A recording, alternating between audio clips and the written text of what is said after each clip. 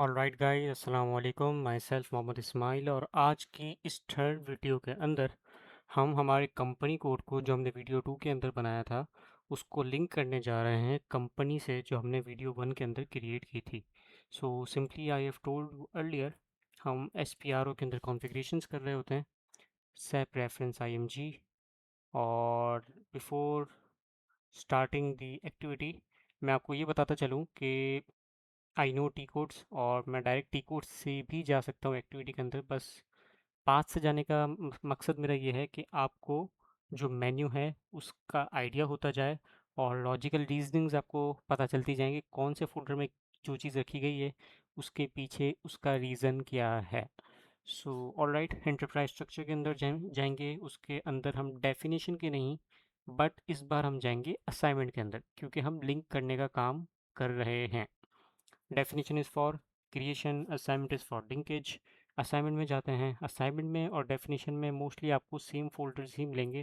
जिस तरह डेफिनेशन में आपको फाइनेंशियल अकाउंटिंग, कंट्रोलिंग, लॉजिस्टिक्स मिलता है, इस तरह आपको financial accounting, controlling and logistics जैसे SDMM वगैरह सब असाइनमेंट में भी मिलता है। ऑलराइट, सो फाइनेंशियल अकाउंटिंग के अंदर हम मज़ीद डिग डाउन करते हैं।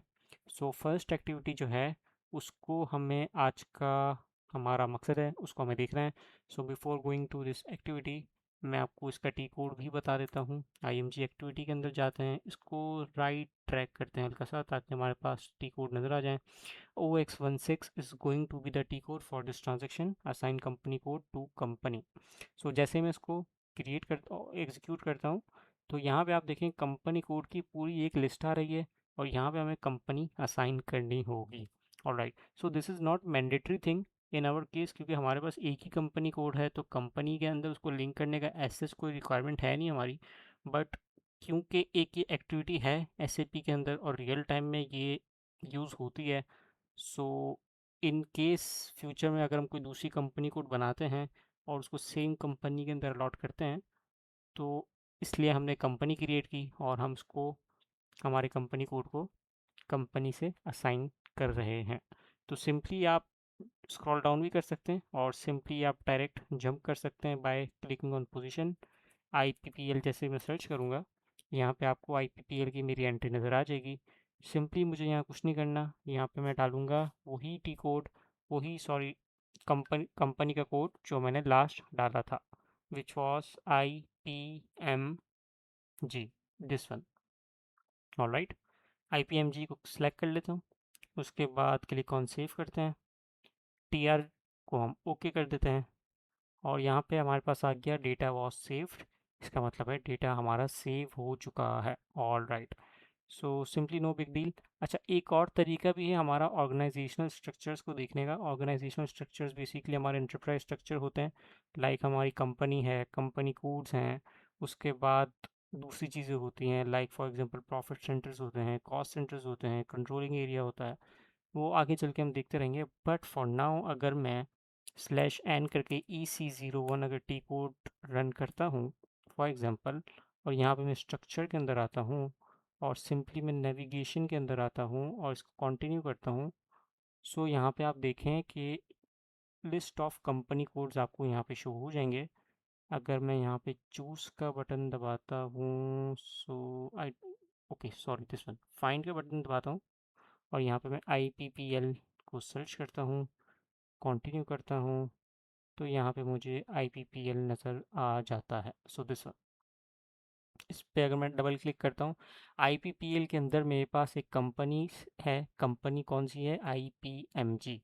अब इसके पास एक हल्का सा एक आपको फोल्डर नज़र आ रहा है जिसके ऊपर प्लस की साइन है। जैसे मैं इसको क्लिक करूँगा, इसके अंदर जो जो कंपनी कोड्स असाइन होंगे वो आपको नज़र आ जाएंगे। इन अदर वर्ड्स, IPMG के अंदर जो एक कंपनी है उसके अंदर जो जो कंपनी कोड्स असाइन है आप इसको सिंपली यहाँ से मॉनिटर कर सकते हैं। ये एक तरह का हमारा फ्लो चार्ट होता है सिंपली ऑर्गेनाइजेशन स्ट्रक्चर्स को देखने का। अब लेट्स से अगर मैं आपको दूसरी कोई एग्जांपल दिखाता चलूँ, जो मेरा एक अपना ऑलरेडी क्रिएटेड PUML टेस्टिंग के लिए है जो मैं यूज़ करता हूँ, PUML दिस वन। अब मैं जैसे इसको क्लिक करता हूँ तो यहाँ पे अगर हम देखें कंपनी हमारे पास PUMG है। अब मैं इस पर अगर क्लिक करता हूँ तो यहाँ पे इस कंपनी के अंदर हमारे पास दो कंपनी कोड्स हैं, GR01 भी है और PUML भी है। ऑलराइट, अब मैं GR01 पे जाता हूँ तो यहाँ पे उसके अपने फिर मज़ीद सेम सिनेरियोज खुल जाएंगे, उसकी भी कंपनी होगी, उसका भी कंट्रोलिंग एरिया होगा। अब मैं इसको let's say for example minus कर देता हूँ, यहाँ से हटा देता हूँ फॉर नाउ।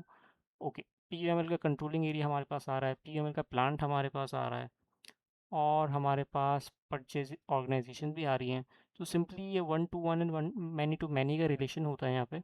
सिंपली अगर आप PUML कंपनी कोड के अंदर कंपनी देख रहे हैं तो आप डायरेक्ट इसी स्क्रीन पे ये भी देख सकते हैं कि इस कंपनी के अंदर कौन कौन से कंपनी कोड इन्वॉल्व हैं। ऑलराइट, दिस वन है फॉर एग्जांपल। अब मैं जैसे ही GR01 का प्लस आइकन पे क्लिक करूँगा तो सिंपली सेम सिनेरियोज मेरे GR01 के खुल जाएंगे, लाइक कंट्रोलिंग एरिया, प्लांट होगा तो प्लांट भी, एंड देन परचेजिंग ऑर्गेनाइजेशन होगी तो वो भी खुल जाएगी। So this is like that. So I hope this is clear to you all. ये एक छोटा सा तरीका था हमारा ऑर्गेनाइजेशनल स्ट्रक्चर को देखने का, ताकि हमें आइडिया हो सके कि फाइनेंशियल अकाउंटिंग के अंदर हमारे पास कौन कौन से और हमारे ऑर्गेनाइजेशनल स्ट्रक्चर्स एक दूसरे के साथ लिंक्ड हैं या नहीं। So thank you for watching this video, और इंशाल्लाह मिलते हैं हम हमारी नेक्स्ट वीडियो के अंदर। टेक केयर, अल्लाह हाफिज़।